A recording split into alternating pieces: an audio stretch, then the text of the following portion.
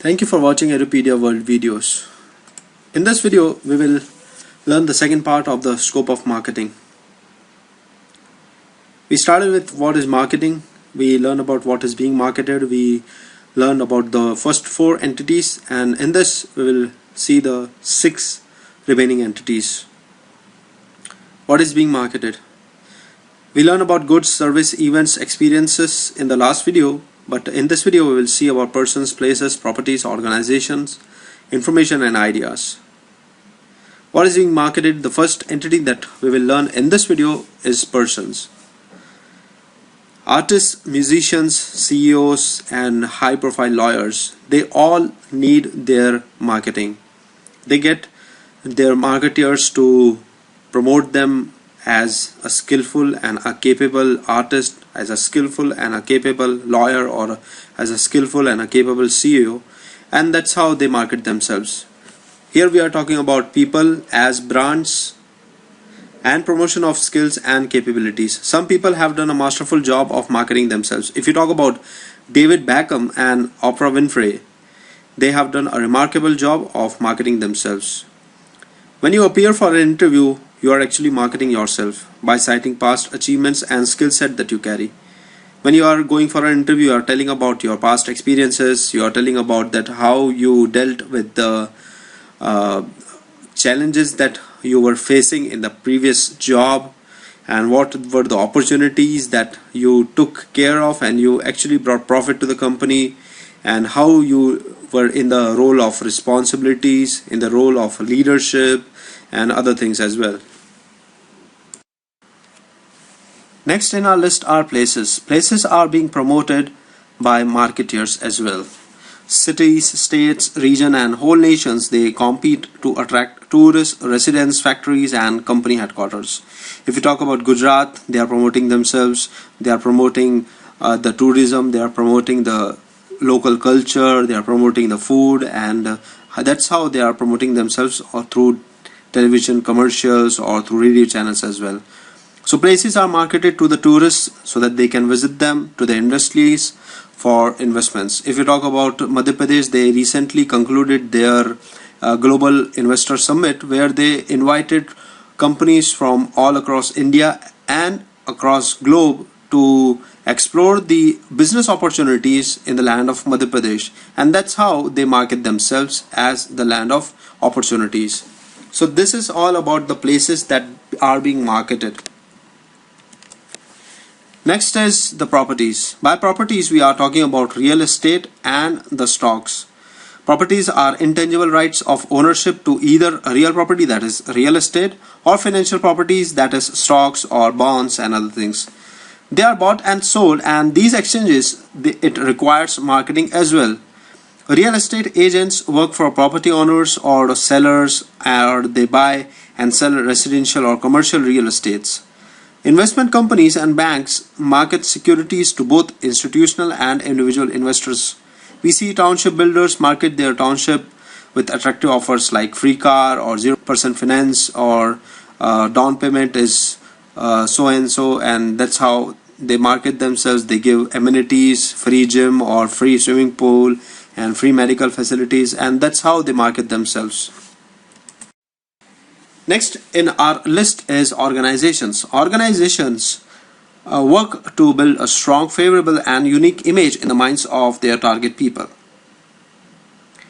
If you talk about universities, you talk about museums, performing arts, organizations, corporations and non-profit, all of them use marketing to boost their public image and to compete for audience and funds as well. You will see lovely professional universities ad across the television. You will see Vasan Eye Care Center ads across the television, and they, as an organization, they are promoting themselves, they are promoting their services. Next in our list is ideas. Every market offering includes basic idea. Charles Revlon of Revlon once observed that in the factory we make cosmetics, in the drugstores we sell hope. Products and services are platforms for delivering some idea or benefit. Social marketeers are busy promoting such ideas as friends don't let friends drive drunk, and that's how they are making the masses aware that they should not drink and drive and avoid accidents.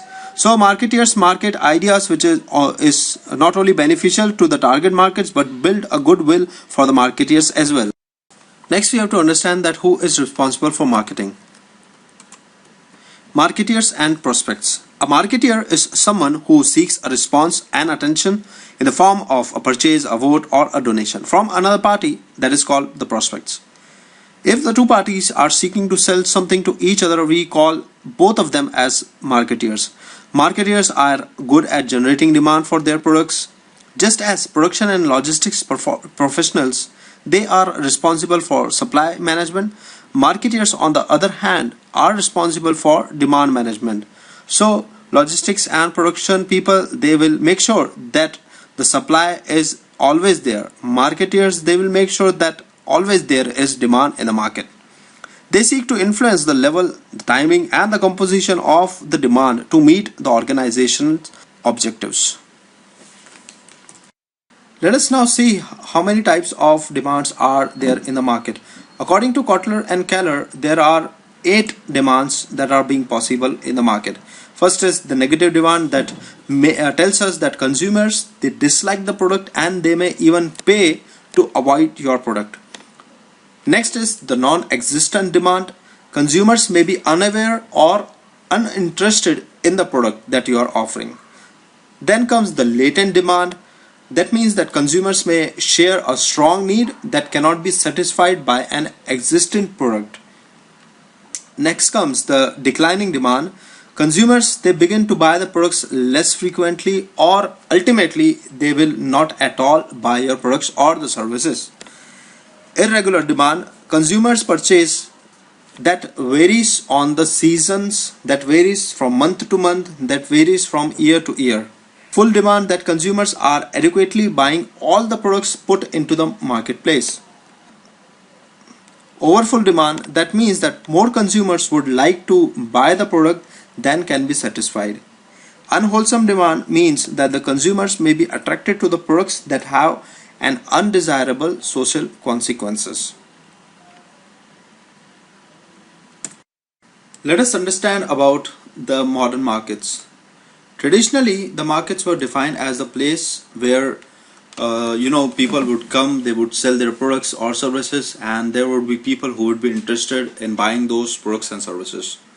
Economists, they describe a market as a collection of buyers and sellers who transact over a particular product or product class, such as housing market, grain market, electronics market, cloth markets, and other things. Manufacturers go to the resource market, they get raw materials, they get labor, they buy the resources, turn them into goods and services, sell the finished good to the intermediaries who sell them to the consumer or the customers. So this is how the flow it takes place. So if you will see this textbook image that I have taken from, so you will see that manufacturer market, they pump their money into resource market supply resources in the form of labors and raw materials. That resources comes into the manufacturer market. That resource is used to produce goods and services. Those are supplied to the intermediaries market. Then the money again flows back to the manufacturer market. The image shows where the consumers, they sell their labor and receive money with which they pay for the goods and services. The government collects tax revenues to buy goods from resources. The money flows in and the resources are turned into goods and services, and there is a tax element also.